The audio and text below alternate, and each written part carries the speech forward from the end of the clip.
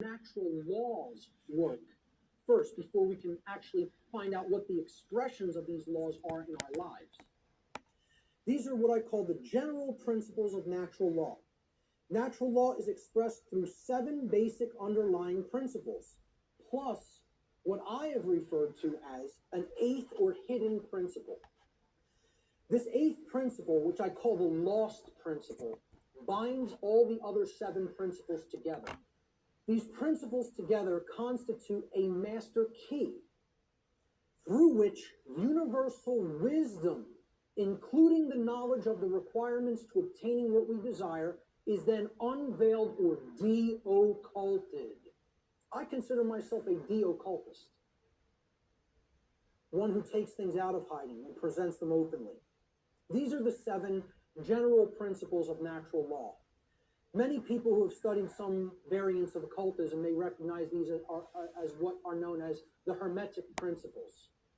Hermetic essentially comes from Hermes, Hermes Trismegistus, the thrice great one, as he was referred to in the ancient Greek mystery traditions. He was considered a messenger of the gods. He brought the wisdom of the gods down to humanity. In the ancient Egyptian and Cometian traditions, he was the scribe of the gods known as Thoth. But the Hermetic tradition is named such because it's hermetically sealed, like natural law is. Natural law is hermetically sealed. It is binding principles that are immutable. They are laws that are in operation that cannot be changed. Hence, they are hermetically sealed. So these 7 general principles, they are mentalism, correspondence, vibration, polarity, rhythm, cause and effect, which is a huge one, which we'll be getting into, and gender. So I'm going to briefly describe what each of these are and what they are about. The principle of mentalism states that the all, everything in creation, is actually a manifestation of mind. The all is mind. And what this means is everything that happens has to be a result of a mental state which preceded it. Everything. For anything to exist, thoughts had to form first, and then they formed the physical reality after. The universe itself is a mental construct of the Creator. Thoughts lead to the manifestation of things and events. Thoughts create conditions. Thoughts create things and conditions. They cannot just magically manifest themselves. Thought comes first. Thoughts create our state of existence and the quality of our experience here on earth, ultimately. Therefore, be responsible for everything. We should be responsible for everything that we create by being responsible for that which we think. Because the thought processes are what are driving the behaviors. People behave the way they do because they have certain belief systems embedded in the mind and running like a program. Their thoughts and their emotions are driving their actions. So the behavior is not magically suddenly going to just change. The thoughts and emotions have to change because they're the driving force behind the behavior. That's when reality will change. See, people don't want to hear that, once again. They don't want to hear. If you want to change reality, you, yourself, have to change the way you think. Because the way you think is not conducive to the requirements for getting what you say you want. They're doing the exact opposite of that in many cases. So that's the principle of mentalism. The principle of correspondence states that that which is above is similar or like to that which is below. So what this means is that which is below, and that which is below is like to that which is above. It's a mirror. Okay? The above is like the below is like the above. All right? The above, in this case, is the macrocosm. Okay? The laws of the very large things. Okay? The laws that govern the creation which we consider is seemingly outside of ourselves. We know at the deepest level that it's not, that we're one with it, but we perceive this as out here, the laws that govern the large aspects of things. So the macrocosm, or the very large, the totality of everything, and the microcosm, which is the very small, or the individuated units that comprise the whole. in their aggregate, okay? They are reflections of each other. They cannot be separated from each other. As one goes, the other goes. The universe is actually a holographic system. A hologram is an image. You pass a laser through it, and it then projects a 3D image. Okay? It's like a flat image, and it projects a three-dimensional image. But the aspect, why they call it a holo, like holistic, hologram, holistic image, is if you break a hologram into multiple components by cutting it. So if I take a hologram and I cut it in 4 pieces, you don't have a quarter of the image on one part of the hologram and a quarter on the other and a quarter on the third and a quarter on the fourth. You have 4 whole images that only lose their resolution by a quarter. Everything is contained in all the smaller parts. That's like the reality that we're living in. Our universe is a holographic one. So the universe is inside the individual. And the entire universe is like an individual. They're reflections of each other. To know the workings of the individual will help lead us to an understanding of the macrocosmic laws. Similarly, to learn the macrocosmic laws will help us to learn the way that consciousness within the individual functions. These two things cannot be separated from each other. And once again, as I said near the beginning, that's what occulted knowledge is. The knowledge of the occult is how the microcosmic world works, which is the individuated consciousness, and how the macrocosmic world works, which is natural law. The other part of the principle of correspondence is that our reality is also fractal in nature. Now, if you study fractals, these are self-similar mathematical generated patterns, okay? We see this through things like Fibonacci sequence in mathematics, and this is repeated endlessly throughout nature. Okay, so you look at the structure of the atom, and it's similar to the structure of the solar system, which is similar to the structure of the galaxy. They work the same way. They look the same. You pull back enough, you'll keep seeing the same pattern repeat. Everybody ever see the movie that was done in, I think, the 1970s or 80s? It's a short, like 10-minute clip. It's called Powers of 10. Has anybody ever seen this? A couple people. Watch this movie, Powers of 10, and you'll understand what I'm talking about when I say that the universe is fractal in nature. Brilliant movie. It will blow your mind. Real short, 10 minutes long, something like 9 or 10 minutes long. They basically zoom up into the cosmos to show you how everything is self-similar. Then they zoom down into the cells of a human being and in the atoms that comprise the hand and cells of the hand, and show you how everything is similar there, all the way down to the atomic level and the subatomic level. So the universe is both holographic, meaning the whole is contained in the parts, and vice versa, and it is fractal or self-similar across all scales of its existence. That's the principle of correspondence. The principle of vibration simply states that there is no such thing as rest, as dead or non-motion. Death, in that sense, is an illusion, because true death would be the cessation of all motion and energy. There is no such thing. It doesn't exist. You cannot go anywhere in creation where something is at complete rest. If something's in existence, it's in motion. Everything moves, everything vibrates, and at the most fundamental level, the universe and every single thing which comprises it is ultimately pure vibratory energy that is manifesting itself in different ways, different frequencies, different vibratory forms. The universe has no true solidity as such, as we imagine solidity at the macrocosmic level. Matter is merely energy in a state of vibration. And what this is, if we truly understand this, and many sciences are now finally really understanding this and trying to propagate this knowledge out into the public, we will come to the understanding that this is a spiritual construct for experience to be gained, to have an experience and learn and grow in consciousness. That's what the purpose of this whole thing is for. Nothing is truly solid. You know, it's again, like we say, we are spirit having a human experience. The whole universe is spiritual, having a experience in solidity. All right, that's how you have to look at the principle of vibration. The principle of polarity states that everything has a dual nature to it. There are polarities in everything that exists. Okay? Everything has poles, everything has its pair of opposites. However, opposites, they are identical in nature, but they're different in degree. So let me give you an example of what that means. Are hot and cold really opposites? Or can we simply look at them as the presence of heat energy or the absence of heat energy?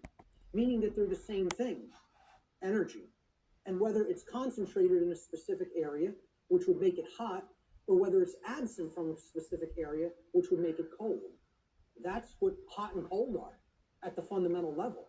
At our level of perception, they're opposites, but at the fundamental level, they're the same thing, energy or lack thereof. Just like those three stages of the trivium. Are knowledge and ignorance the same thing? Yeah, actually they are. Because truth is always present. It's a matter of whether it's taken in and processed, or whether it's refused to be taken in and it's not processed. They're identical in their natures, but they're different in their degree. Extremes can meet and blend and play with each other, like as depicted in the yin-yang symbol, masculine and feminine. They need to be blended. And at some level of reality, everything that is seemingly contradictory may be reconciled. Now again, I stress the term at some level. At the unified field level, everything is consciousness, pure consciousness. However, at this level, there are differences in consciousness. At this level, there are things that are taking place that we need to understand. At this level, there are things that we need to set right and rectify, because it does matter. It does matter. Let's look at the principle of rhythm. Everything flows out and in. Everything has its tides. All things rise and fall. Okay, so everything has a rhythm to it or a swing to it. There's tendencies that exist in energy. The pendulum swing manifests in everything that we undergo, everything we perceive. The measure of the swing to the right is the measure of the swing to the left. It's just an opposite. It's perceived as an opposite. Rhythm will compensate. Now, how this should be understood when we are talking about natural law is many people will say, well, that's just the way the tendency is moving us. It's just the way the tide is taking us, right? But that's not really accurate. Okay? We can't look at these things as that the rhythms are set in stone and it has to be this way now, right? One of the things that a lot of the Hermetic tradition taught regarding these laws, these principles, were they can be overcome by higher levels of consciousness. Okay? This one was one of them. Rhythm is a principle that is a tendency for something to swing a certain way. Let's liken it to genetics. If you look at some newer biology, a lot of modern biologists are suggesting consciousness plays into whether a gene activates or not and expresses a certain condition. Well, this is the same way. There's something that can be done about the swing or the tide. Okay? Let's look at it as you have a boat. You want to row the boat out to sea, right? You have to get past the tide. You have to get past the breakers and the waves. And if that tide's really strong at high tide, it's going to be very much more difficult. You're going to have to expend more energy to get it out to sea. If, however, you were taking it when the current's moving out to sea, okay, there's a flow that's moving outward deeper into the ocean, and you start rowing that boat then, you're going to be able to do it much more easily. Okay, so if there's winds pushing along a plane, it's going to have to expend less energy. It's going to get there more quickly, okay, because it's adding to the energy. If, however, you're flying against the wind, you've got to expend a lot more energy. It's just a tendency. You can still get to where you want to go. You may just have to exert more effort. Right now, we're in a tendency of things are not flowing, okay? It's an ebb, all right? And it's something that needs to really have more energy put into it if we're going to resist the tendency. It doesn't mean nothing can be done about it. It doesn't mean it can't be overcome. It means at the time we're living in, okay, we want to make this motion go in this direction, but its tendency is to move in this direction. So more will is required at this time to move the consciousness. At other times, the consciousness may be flowing in a positive direction, and it may take much less energy in order to move that consciousness forward. However, we're not living in that time. We are living what many researchers have called the Kali Yuga, or the age of darkness and destruction. This is the point that resists the flow in consciousness the most. And it's going to take an enormity of effort to break down these pre-existing belief systems that don't serve who we are.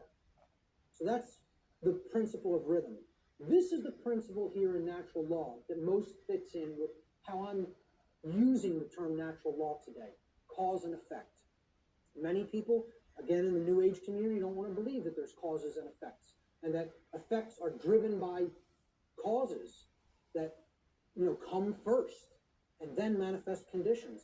So the principle of cause and effect simply states that every cause has its effect and every effect has its cause. Every single thing that occurs happens according to law. All right? Chance is a name for law, a law not recognized. There are many planes of causation, but nothing escapes the law.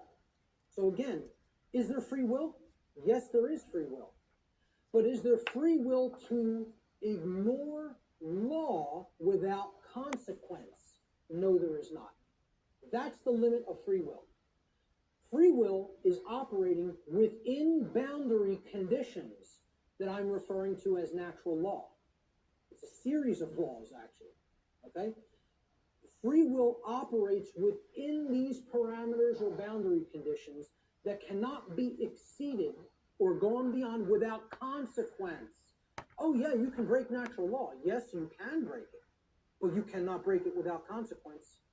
You cannot break it without consequence, negative consequence. And that's why this body of knowledge has in the past been referred to as consequentialism.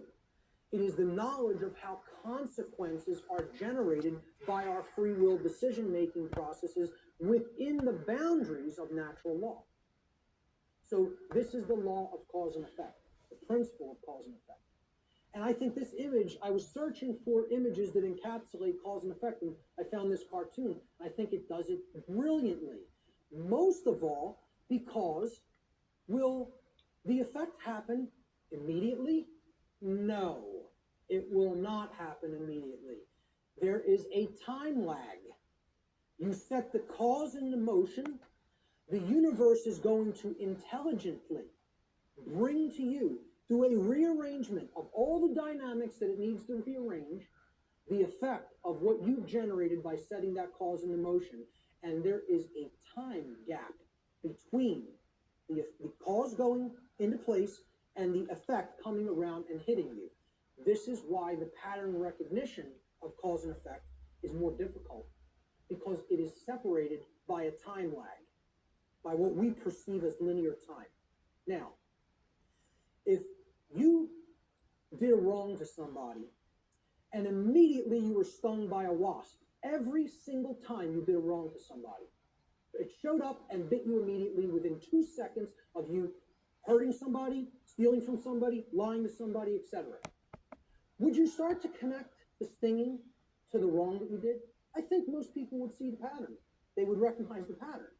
But since that doesn't happen, and there's a time lag to experiencing something harmful to ourselves once we do something harmful to other people, it's very difficult for people to see the connection through the time lag. And moreover, it doesn't exactly happen in a one-to-one ratio like this, okay? Karmic consequence is more complicated than all of that, all right?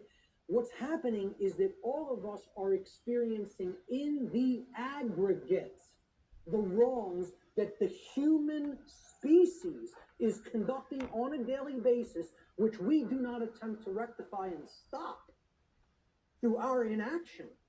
Karma is being accrued. People think that karma can only be accrued from action. No, it cannot. It can be accrued from inaction as well.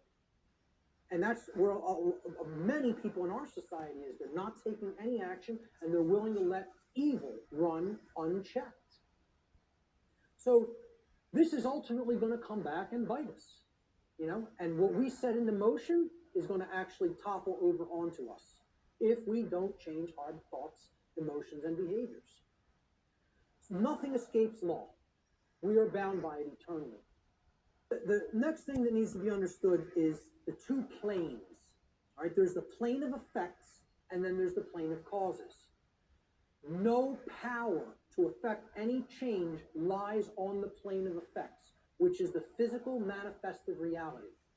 Again, what already is, nothing can be done about. What already is, you cannot change.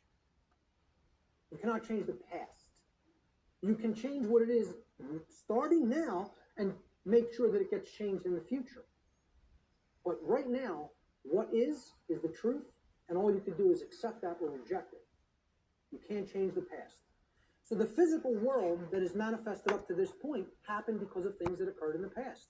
The causes happened in the past. Nothing you can do about that right now.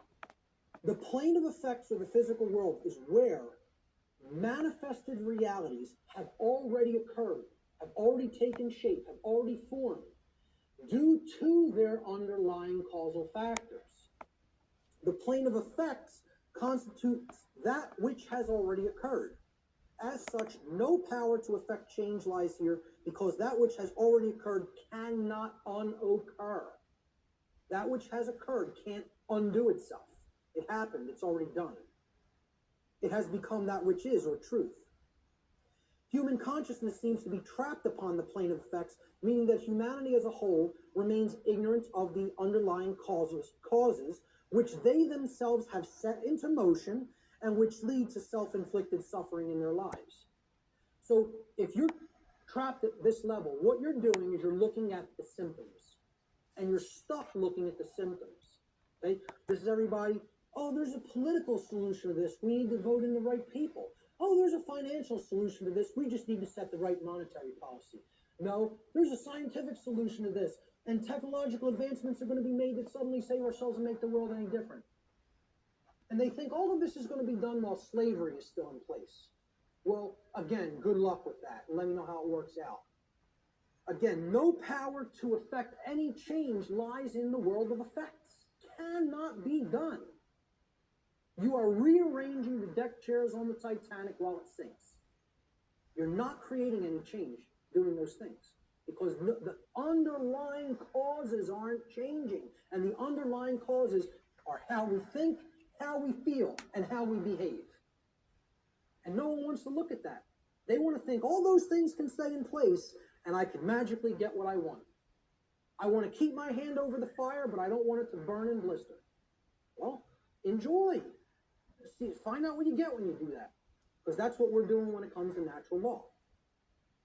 So let's look at the plane of causality. This is the other plane. This is the mental realm, the mental world.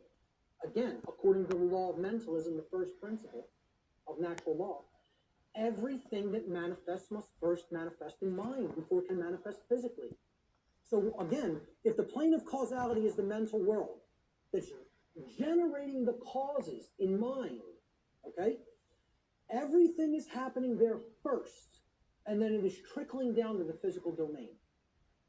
It is manifesting in the physical domain only after it has manifested in the mental world. The plane of causality is where causes are set into motion prior to those causes manifesting as formed realities in the plane of effects. This plane of causality constitutes the causal factors, the why, which underlies and precedes all manifested things and events.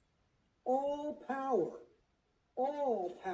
to effect change lies on this plane of reality.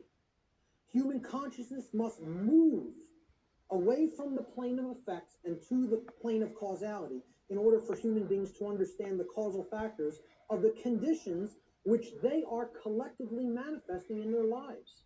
Only then will humanity be able to co-create their shared reality on a conscious level, meaning with an understanding of how natural law operates, rather than on an unconscious level, meaning that we don't understand how natural law operates. And I just look at it in a simple graphic, in a simple, chart or graph. This is the higher realm. This is the world of causality, the mental world, the why, the underlying causal factors that precede conditions which are manifested. This is where our consciousness has to go, because this is where all power to effect change is at, in the understanding of why that manifested to begin with. So these are the symptoms. This line could be looked at as the diagnosis. You have to make that diagnosis and get to the underlying causal factors that lead to the symptoms.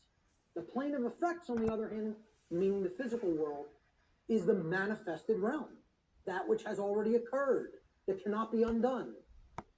At least in the present moment, you could start in the present to undo it in the future. But as far as the present moment and all moments in the past go, you're not changing that. That's truth. That's what is. Okay? That's already manifested. You can't change it. No power to affect change lies in continuously analyzing the symptoms. You got to do that long enough that you know where the problem's at. You've made the diagnosis. Now you can get to the causal factors and start going to work changing those causes. Unfortunately, this plane, the plane of effect, seems to be where human consciousness in the aggregate is trapped. It can't seem to get past there. Even if it recognizes the problem, it wants to keep describing the problem. It wants to keep describing the prison. It doesn't want to look at the causal factors because it's afraid of what the causal factors are. It doesn't want to acknowledge the causal factors lie in how we think, feel, and act, and until those things are changed, the external manifestation cannot change. That takes responsibility. The final principle of the 7 principles of natural law, at least the formalized ones, are gender. Again, I'm going to talk about an 8th lost one. Gender exists in everything. Everything has its masculine and its feminine components or principles. We've already seen that when it comes to the human brain, consciousness, worldview, etc. Gender manifests on all planes of existence: spiritual, mental, physical, everything. Very simple concept. What I want to briefly talk about is mental gender. Mental gender is the state of coexistence between the masculine and feminine aspects of the mind. Again, we've already looked at this when we looked at the breakdown of the physiology of the brain, at least of the higher order part of the brain, the neocortex. Our left brain hemisphere largely facilitates the masculine aspects of the mind, where the intellect, logic, analytical thought, linear thought processes, while the right brain hemisphere largely facilitates the feminine aspect, or intuition, meaning creativity, compassion, and holistic thought processes.